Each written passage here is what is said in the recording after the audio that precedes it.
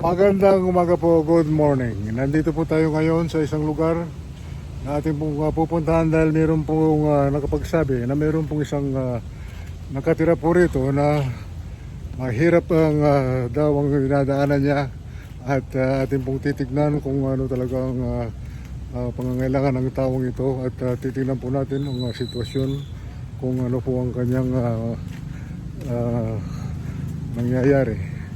May nagpagsabi po na siya po ay mukhang hirap po at talagang kailangan siguro ng tulong, kaya puntahan po natin. Medyo malayo-layo itong nilakad natin kanina at may nakapagsabi nga na meron daw isang tao rito na pupuntahan po natin.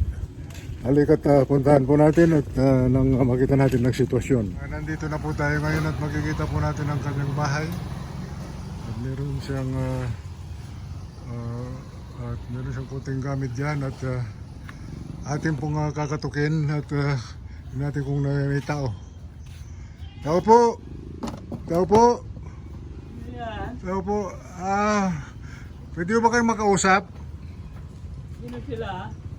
Ano po, isang kaibigan. Matagal na ba kayo nakatira dito? Oo, dito na ako pinanganak. Ganun ba? Sige, po lang ko kayo dito. Anong pangalan nila? Jesus Plason Iwag. Dito pala kayo nakatira. Matagal na dito ako pinanganak. Kumusta ang buhay-buhay, mga Jesus? Hindi, naghihirap lang talaga. Wala na akong trabaho, hindi na ako nakakalit dito. Sinong kasama niyo dyan sa bahay? Minsan yung apo ko na babae. Sa ngayon ba ano ang pinagkakakitaan nyo? Wala, yung ano lang, yung inaasahan ko sa totoo lang yung senior namin na tadi 33 pesos araw-araw ang ano kasi kay kapos din sa gamot lang po, kape lang, wala na. 33 pesos kada araw? Opo. Hindi, wala namang mabibili ho yun na ano? Kape lang, wala na. Naku po. Wala naman kayong maintenance na gamot o? Marami. Nandito ang mga gamot ko. Ano, para sa high blood, diabetes? Opo, nandito lahat yun. Ganun ba? Sana may maitulong kami sa inyo. Maraming salamat po kung tutulungan niyo ako. Sige, ano bang mga gamot ano bang pinakaunang nararamdaman nyo ngayon? Ito, nahihilo ako lagi. Tsaka itong mata ko ito, at saka yung salamin ko, kabibigay lang ito sa salamin ng babae. Kasi nasira na yung salamin ko. Wala na akong maibili. Binigay ni Mila, ano ito, salamin niya. Wala namang grado. Sinusot ko lang po. Marunong ba kayong bumasa? Ay, hindi ko na ako nakakabasa. Opo, dati. Dati. Di may high blood kayo? Opo. Ano pang nararamdaman nyo? Nahihilo, lagi. Itong lugar ba yung ito mukhang hindi naman tumutulo yan pag umuulan. Minsan, talagang ganyan na mahirap. Ito, sira-sira na. Wala akong maibili ng kahit pambili ng dingding. Wala. Ganyan na lang, hintayin ko na lang. Asan yung mga anak nyo? Medyo may kasalanan ako kasi sa mga pamilya ko. Ako hindi ko pwedeng itago yun kasi kasalanan sa Diyos pagka i-deny ko. At least na inaako nyo na nagkaroon kayo ng kasalanan sa pamilya. At sana ipagdasal na lang natin na na mapatawad kayo at bumalik ulit ang magandang samahan. Sino pa yung may kakilala akong hindi ko na nakalimutan. Sige na yan anong ginagawa nyo sa araw-araw dito? Wala, nandito, nakaupo lagi. Minsan pumupunta ako binibigyan ako ni Irim ng 50. Meron ding nagbibigay sa inyo ng kahit paano. Pamadalang po. Ayan nyo to, sana yung ating mga taga-subaybay, taga-panood makita po itong inyong sitwasyon at nang makapagbigay sila ng tulong. At sa akin naman meron din tayong maibibigay na tulong, pero sa sandaling ito medyo ang budget po natin ay hindi masyadong kaya pagpasensya nyo na lang at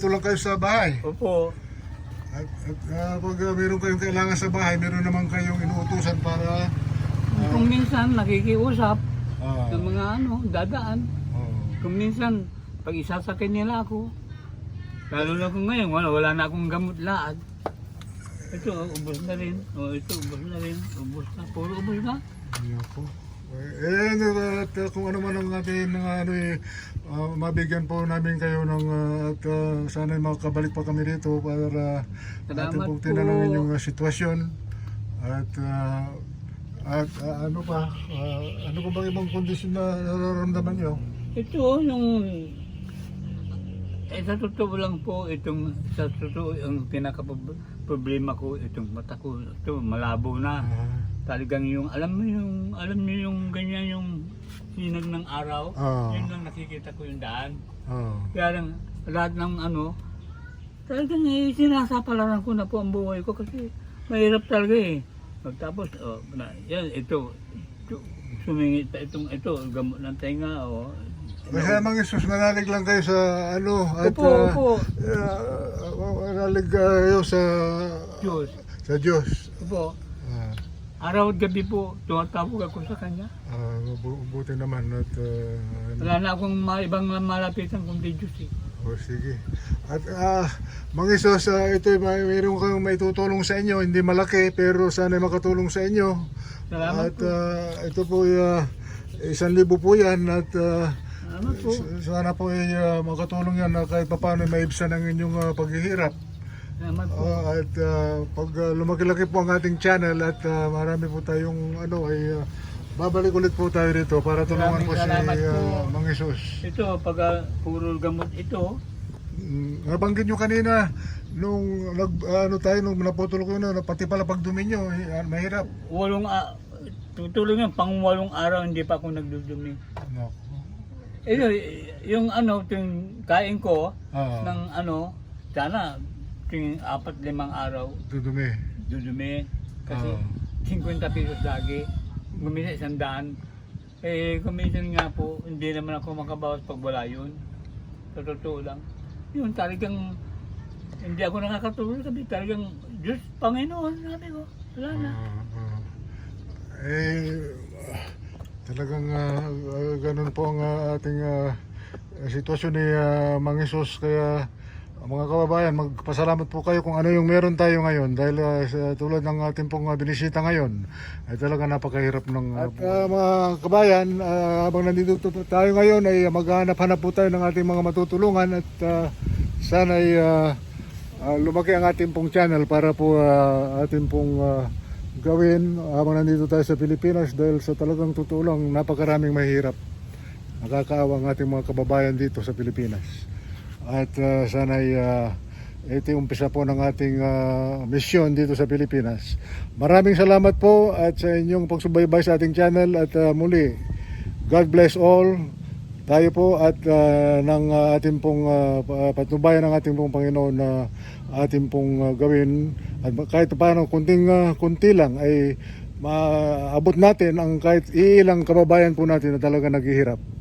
Maraming salamat. Pabalik na po tayo sa ating pong papunta po na sa highway at makikita nyo po na talagang masukal po dito sa lugar na to. Masukal, marami mga puno.